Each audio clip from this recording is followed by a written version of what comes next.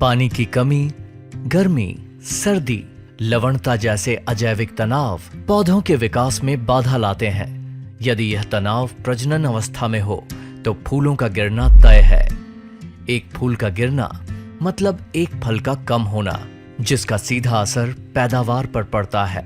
प्रजनन अवस्था में पौधों को अमीनो एसिड की जरूरत होती है और इन अमीनो एसिड को बनाने में पौधों को अधिक ऊर्जा खर्च करनी पड़ती है। ऐसे में प्रजनन अवस्था में आने वाले अजैविक तनाव के कारण उपज और उसकी गुणवत्ता कम हो जाती है, जिससे आर्थिक नुकसान होता है।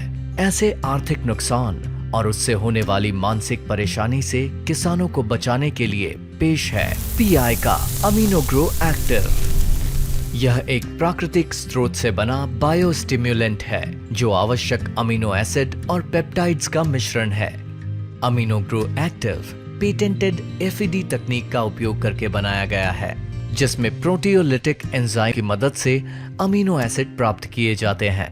एफईडी तकनीक में एसिड हाइड्रोलिसिस और उच्च तापमान से जुड़ी कठोर प्रक्रियाएं नहीं है, इसलिए अमीनो ग्रो एक्टिव फसलों के लिए सुरक्षित है। पौधों में प्रोटीन तैयार करने के लिए अमीनो एसिड का एल रूप में होना आवश्यक है।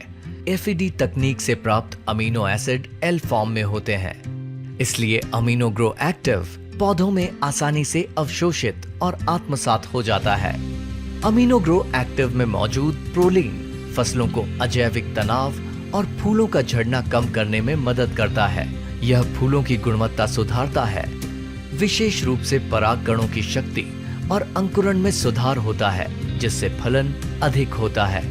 अमीनो ग्रो एक्टिव में उच्च मात्रा में ग्लाइसिन होने के कारण यह पत्तियों में क्लोरोफिल की मात्रा को बढ़ाता है, जिससे प्रकाश संश्लेषण में वृद्धि होती है और फलों के विकास में मदद मिलती है।